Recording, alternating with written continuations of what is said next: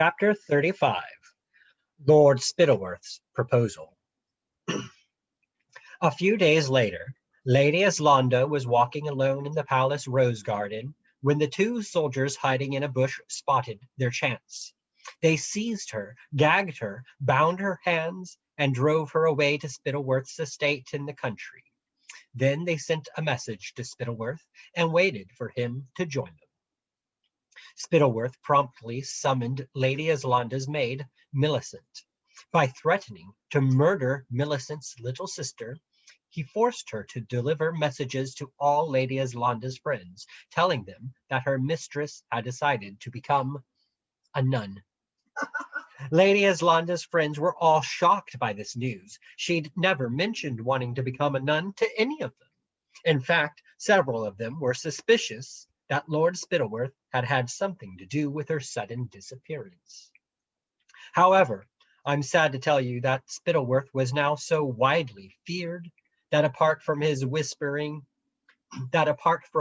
their suspicions to one another, Eslanda's friends did nothing to either find her or ask Spittleworth what he knew. Perhaps even worse was the fact that none of them tried to help Millicent, who was caught by soldiers trying to flee the city within the city and imprisoned in the dungeons. Next, Spittleworth had set out for his country estate, where he arrived late the following evening. After giving each of Eslanda's kidnappers 50 ducats and reminding them that if they talked, he'd have them executed, Spittleworth smoothed his thin mustache in a mirror, then went to find Lady Eslanda, who was sitting in his rather dusty library, reading a book by candlelight. "Good evening, my lady," said Spittleworth, sweeping her a bow. Lady Eslanda looked at him in silence. "I have good news for you," continued Spittleworth, smiling. "You are to become the wife of the chief advisor." "I'd sooner die," said Lady Eslanda pleasantly, and turning a page in her book, she continued to read. "Come, come," said Spittleworth. "As you can see, my house really needs a woman's tender care. You'll be far happier here, making yourself useful, than pining over the cheesemaker's son, who, in any case, is likely to starve to death any day now." Lady Eslanda, who'd expected Spittleworth to mention Captain Goodfellow, had been preparing for this moment ever since arriving in the cold and dirty house. So she said, with neither a blush nor a tear, "I stopped caring for Captain Goodfellow a long time ago, Lord Spittleworth. The sight of him confessing to treason disgusted me. I could never love a treacherous man, which is why I could never love you." She said it so convincingly that Spittleworth believed her. He tried a different threat and told her he'd kill her parents if she didn't marry him. But Lady Eslanda reminded him that she, like Captain Goodfellow, was an orphan. Then Spittleworth said he'd take away all the jewelry her mother had left her, but she shrugged and said she preferred books anyways. Finally, Spittleworth threatened to kill her, and Lady Eslanda suggested he get on with it, because that would be far better than listening to him talk. Spittleworth was enraged. He'd become used to having his own way in everything, and here was something he couldn't have, and it only made him want it all the more. Finally, he said that if she liked books so much, he'd lock her up inside the library forever. He'd have bars fitted on all the windows, and Scrumble, the butler, would bring her food 3 times a day, but she would only ever leave the room to go to the bathroom, unless she agreed to marry him. "Then I shall die in this room," said Lady Eslanda calmly. "Or perhaps, who knows, in the bathroom?" As he couldn't get another word out of her, the furious chief advisor left. Chapter 36. Cornucopia, Hungary. A year passed, then 2, then 3, 4, and 5. The tiny kingdom of Cornucopia, which had once been the envy of its neighbors, for its magically rich soil, for the skill of its cheesemakers, winemakers, and pastry chefs, and for the happiness of its people, had changed almost beyond recognition. True, Showville was carrying on more or less as it always had. Spittleworth didn't want the king to notice that anything had changed, so he spent plenty of gold in the capital to keep things running as they always had, especially in the city within the city. Up in the northern cities, though, people were struggling. More and more businesses, shops, taverns, blacksmiths, wheelwrights, farms, and vineyards were closing down. The Ickabog tax was pushing people into poverty, and as if that wasn't bad enough, everyone feared being the next to receive a visit from the Ickabog, or whatever it was that broke down doors and left monster-like tracks around houses and farms.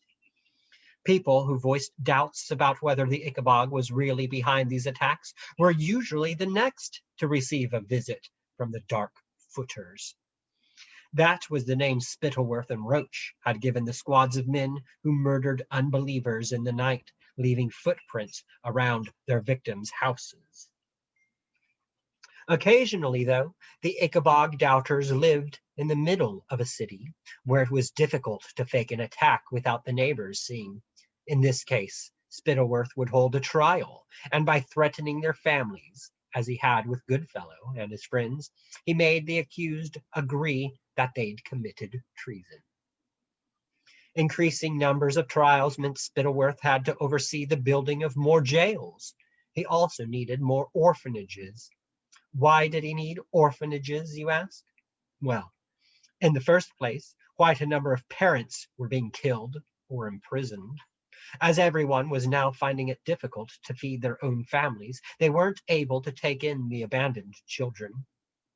In the second place, poor people were dying of hunger, as parents usually fed their children rather than themselves. Children were often the last of the family left alive.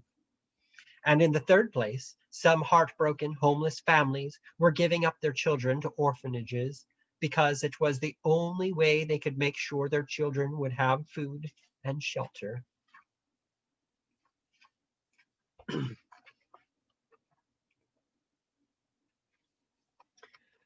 Some heartbroken homeless families were giving up their children to orphanages. By Manvik, age 10.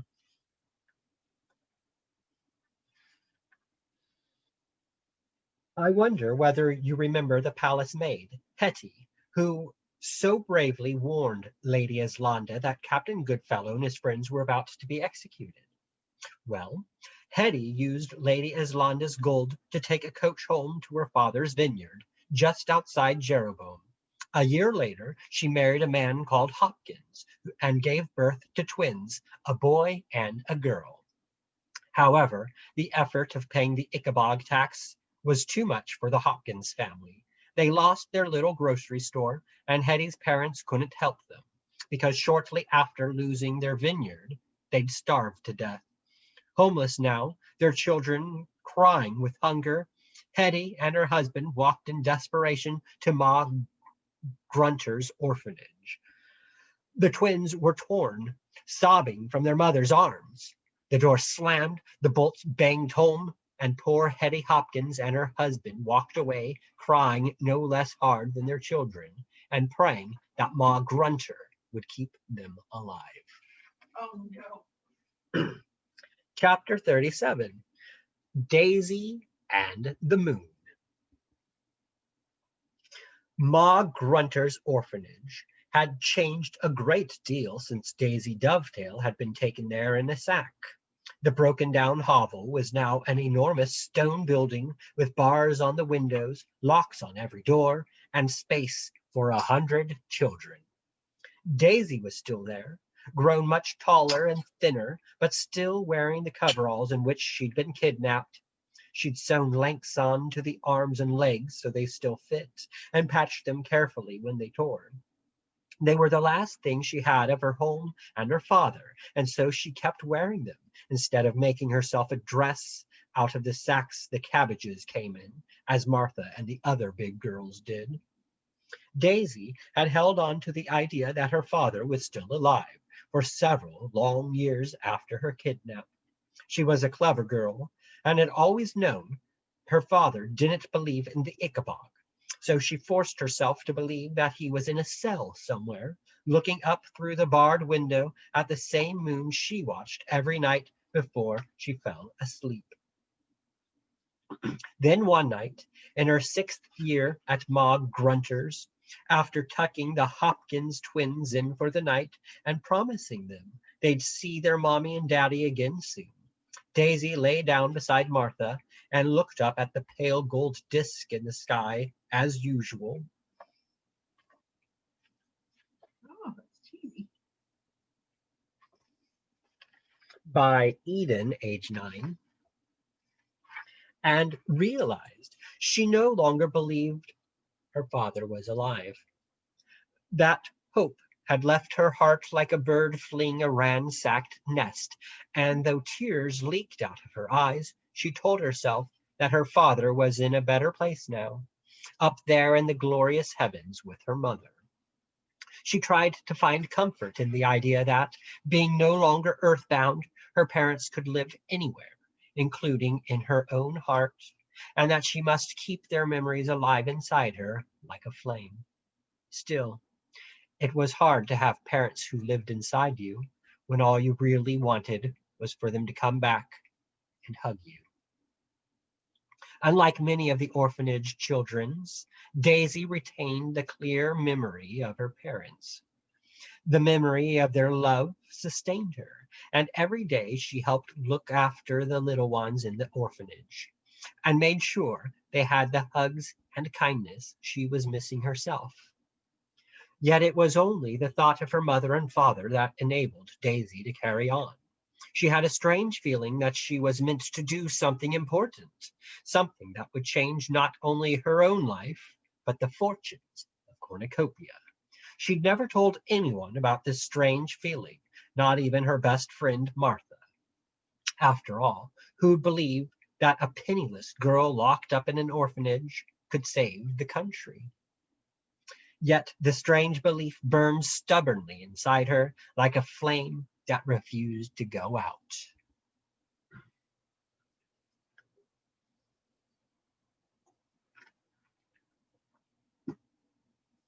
Chapter 38. Lord Spittleworth Comes to Call. Ma Grunter was one of the few cornucopians who'd grown richer and richer in the last few years. She'd crammed her hovel with children and babies until the place was at bursting point, then demanded gold from the two lords who now ruled the kingdom to enlarge her tumble-down house. These days, the orphanage was a thriving business, which meant that Ma Grunter was able to dine on delicacies that only the richest could afford.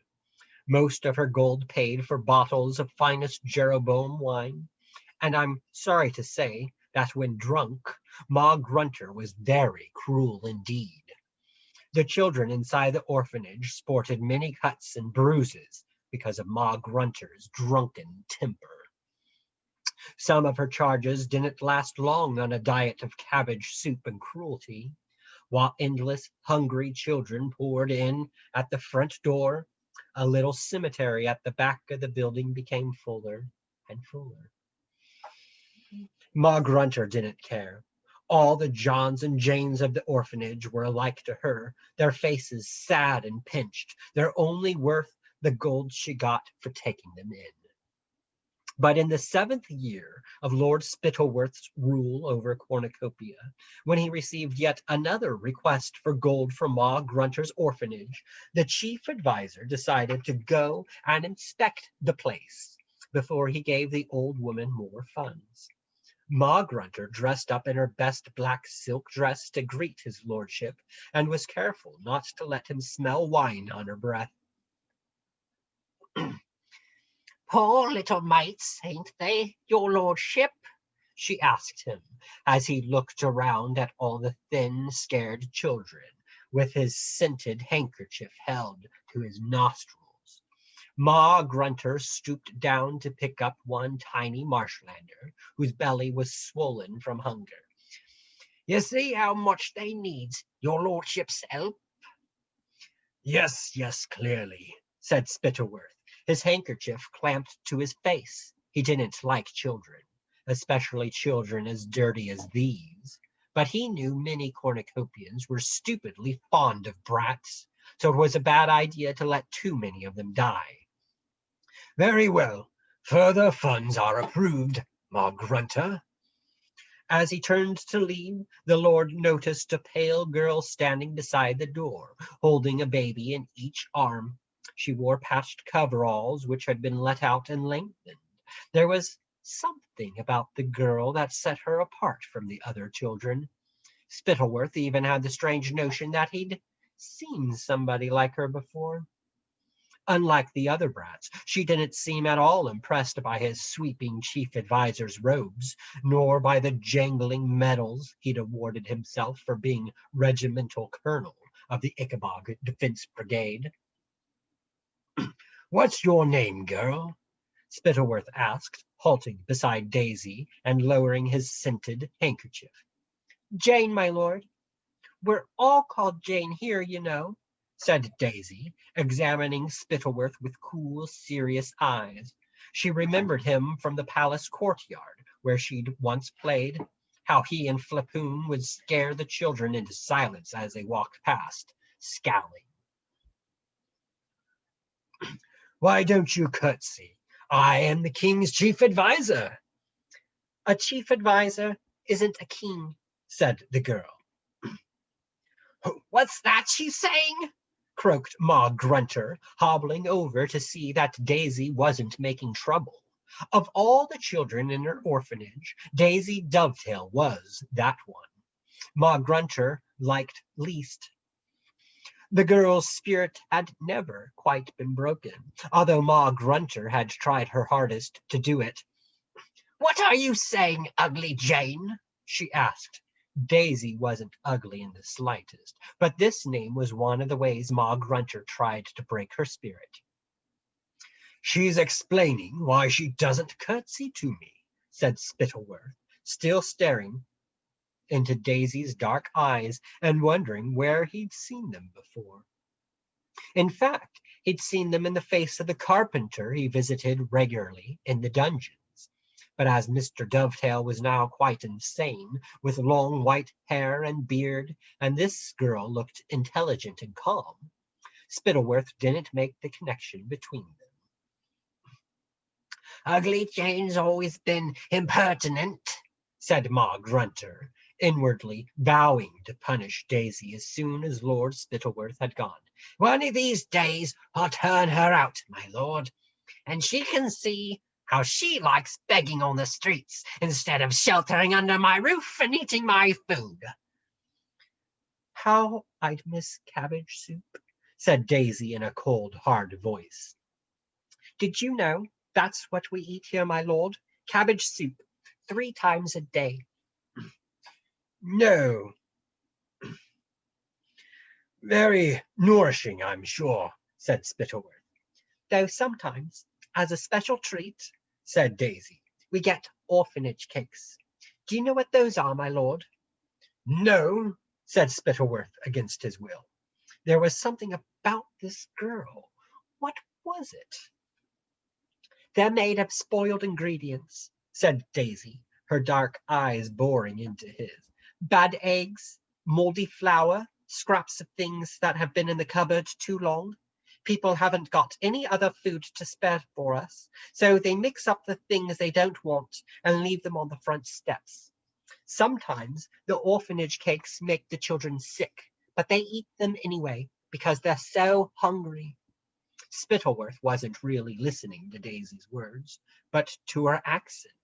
Though she'd now spent so long in Jeroboam, her voice still carried traces of showbill. Where do you come from, girl? He asked.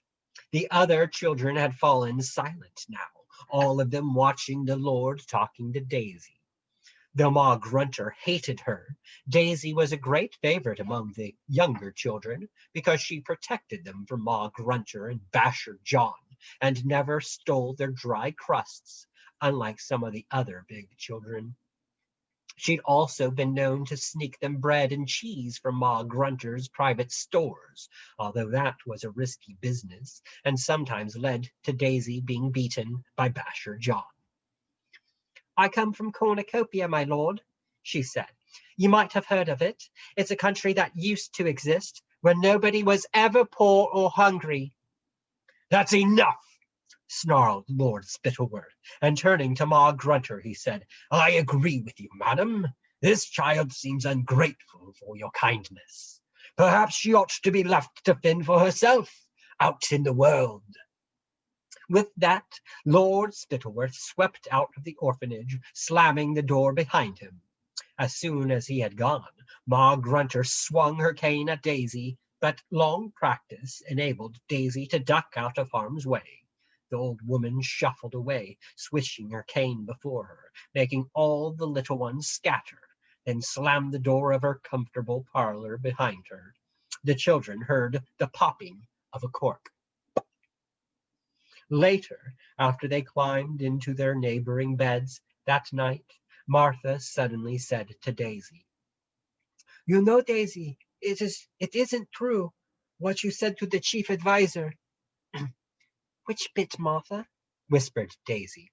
It isn't true that everyone was well fed and happy in the old days. My family never had enough in the marshlands. I'm sorry, said Daisy quietly. I forgot. Of course, sighed the sleepy Martha. The Ickabog kept stealing our sheep. Daisy wriggled deeper under her thin blanket, trying to keep warm. In all their time together, she'd never managed to convince Martha that the Ickabog wasn't real. Tonight, though, Daisy wished that she too believed in a monster in the marsh, rather than in the human wickedness that had been staring out of Lord Spittleworth's eyes.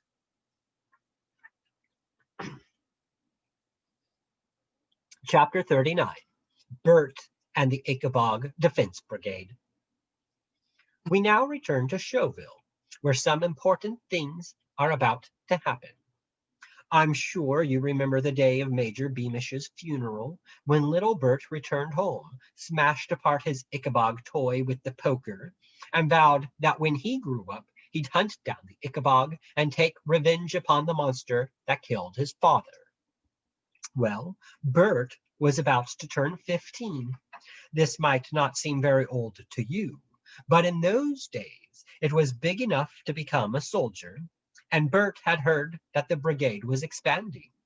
So one Monday morning, without telling his mother what he was planning, Bert set off from their little cottage at the usual time, but instead of going to school, he stuffed his school books into the large garden hedge where he could retrieve them later, then headed for the palace where he intended to apply to join the brigade. Under his shirt, for luck, he wore the silver medal his father had won for outstanding bravery against the Ickabog. Bert hadn't gone far when he saw a commotion ahead of him in the road. A small crowd was clustered around a mail coach, as he was far too busy trying to think of good answers to the questions Major Roach was sure to ask him. Bert walked past the mail coach without paying much attention. What Bert didn't realize was that the arrival of that mail coach was going to have some very important consequences, which would send him on a dangerous adventure. Let's allow Bert to walk on without us for a moment or two, so I can tell you about the coach. Ever since Lady Islanda had informed King Fred that Cornucopia was unhappy about the Ickabog tax, Spittleworth and Flapoon had taken steps to make sure he never heard news from outside the capital again. As Chauville remained quite rich and bustling, the king, who never left the capital any more, assumed the rest of the country must be the same. In fact, the other cornucopian cities were all full of beggars and boarded up shops, because the two lords and Roach had stolen so much gold from the people. To ensure the king never got wind of all this, Lord Spittleworth, who read all the king's mail in any case, had hired gangs of highwaymen lately to stop any letters entering Chauville. The only people who knew this were Major Roach, because he'd hired the highwaymen, and Cankerby, the footman, who'd been lurking outside the guard's room door when the plan was hatched. Spittleworth's plan had worked well so far, but today, just before dawn, some of the highwaymen had bungled the job. They'd ambushed the coach as usual, dragging the poor driver from his seat. But before they could steal the mail sacks, the frightened horses had bolted. When the highwaymen fired their guns after the horses, they merely galloped all the faster, so that the mail coach soon entered Chauville, where it careered through the streets, finally coming to a rest in the city within the city. There was a blacksmith. There, a blacksmith succeeded in seizing the reins and bringing the horses to a halt. Soon, the servants of the king were tearing open long-awaited letters from their families in the north. We'll find out more about those letters later, because it's now time to rejoin Bert, who'd just reached the palace gates. "Please," Bert said to the guard, "I want to join the Ickabog Defense Brigade." The guard took Bert's name and told him to wait, then carried the message to Major Roach. However, when he reached the door of the guard's room, the soldier paused, because he could hear shouting. He knocked, and the voices fell silent at once. "Enter," barked Roach. The guard obeyed and found himself face to face with three men: Major Roach, who looked extremely angry; Lord Flapoon, whose face was scarlet above his striped silk dressing gown; and Cankerby the footman, who with his usual good timing had been walking to work when the mail coach came galloping into town, and had hastened to tell Flapoon that letters had managed to make their way past the highwaymen. On hearing this news, Flapoon had stormed downstairs from his bedroom into the guard's room to blame Roach for the highwaymen's failure, and a shouting match erupted. Neither man wanted to be blamed by Spittleworth when he returned from his inspection of Ma Grunters and heard what had happened. "Major," said the soldier, saluting both men, "there's a boy at the gate, sir, named Bert Beamish. Wants to know if he can join the Ickabog Defense Brigade." "Tell him to go away," barked Flapoon. "We're busy." "Do not tell the Beamish boy to go away," snapped Roach. "Bring him to me immediately. Cankerby, leave us." "I was hoping," began Cankerby in his Weasley way, "that you gentlemen might want to reward me for—" "Any idiot can see a mail coach speed past them," said Flapoon. "If you'd wanted a reward, you should have hopped on board and driven it straight back out of the city again." So the disappointed footman slunk out, and the guard went to fetch Bert. "What are you bothering with this boy for?" Flapoon demanded of Roach, once they were alone. "We have to solve this problem of the mail." "He isn't just any boy," said Roach. "He's the son of a national hero. You remember Major Beamish, my lord? You shot him." All right. There's no need to go on about it," said Flapoon irritably. "We've all made a tidy bit of gold out of it, haven't we? What do you suppose his son wants? Compensation?" But before Major Roach could answer, in walked Bert, looking nervous and eager. "Good morning, Beamish," said Major Roach, who'd known Bert a long time because of his friendship with Roderick. "What can I do for you?" "Please, Major," said Bert, "please, I want to join the Ickabog Defense Brigade. I heard you're needing more men." "Ah," said Major Roach, "I see. And what makes you want to do that?" "I want to kill the monster that killed my father," said Bert. There was a short silence. in which Major Roach wished he was as good as Lord Spittleworth at thinking up lies and excuses. He glanced toward Lord Flapoon for help, but none came, although Roach could tell that Flapoon, too, had spotted the danger. The last thing the Ickabog Defense Brigade needed was somebody who actually wanted to find an Ickabog. "There are tests," said Roach, playing for time. "We don't let just anybody join. Can you ride?" "Oh, yes, sir," said Bert truthfully. "I taught myself." "Can you use a sword?" "I'm sure I can pick it up fast enough," said Bert. "Can you shoot?" "Yes, sir, I can hit a bottle from the end of the paddock." "Hmm," said Roach.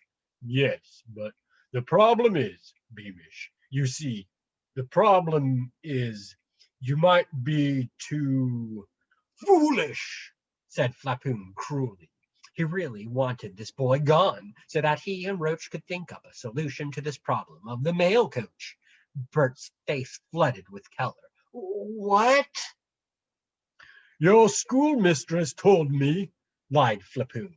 He'd never spoken to the schoolmistress in his life. "She says you're a bit of a dunce. Nothing that should hold you back in any line of work other than soldiering, but dangerous to have a dunce on the battlefield." My my marks are all right," said poor Bert, trying to stop his voice from shaking. "Miss Monk never told me she thinks I'm—" "Of course she hasn't told you," said Flapoon. "Only a fool would think a nice woman like that would tell a fool he's a fool. Learn to make pastries like your mother, boy, and forget about the Ickabog. That's my advice." Bert was horribly afraid his eyes had filled with tears. Scowling in his efforts to keep from crying, he said, I'd welcome the chance to prove I'm not a fool, Major." Roach wouldn't have put matters as rudely as Flapoon, but after all, the important thing was to stop the boy joining the brigade. So Roach said, "Sorry, Beamish, but I don't think you're cut out for soldiering. However, as Lord Flapoon suggests—" "Thank you for your time, Major," said Bert in a rush. "I'm sorry to have troubled you." And with a low bow, he left the guard's room. Once outside, Bert broke into a run. He felt very small and humiliated. The last thing he wanted to do was return to school, not after hearing what his teacher really thought of him. So, assuming that his mother would have left for work in the palace kitchens, he ran all the way home, barely noticing the knots of people now standing on the street corners, talking about the letters in their hands. When Bert entered the house, he found Mrs. Beamish was still standing in the kitchen, staring at a letter of her own.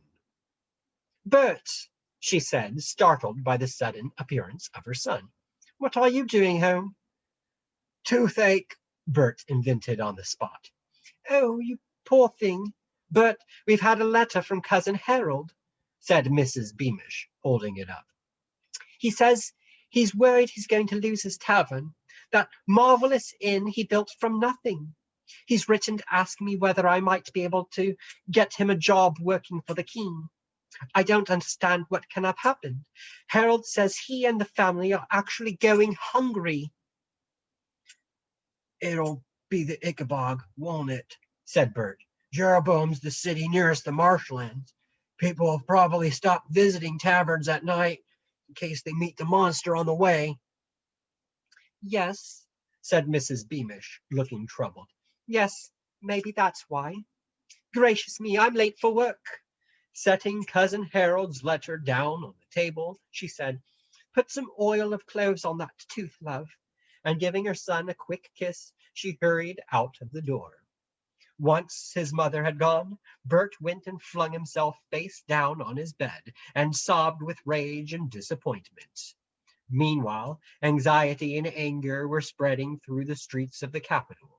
Chauville had at last found out that their relatives in the north were so poor they were starving and homeless. When Lord Spittleworth returned to the city that night, he found serious trouble brewing.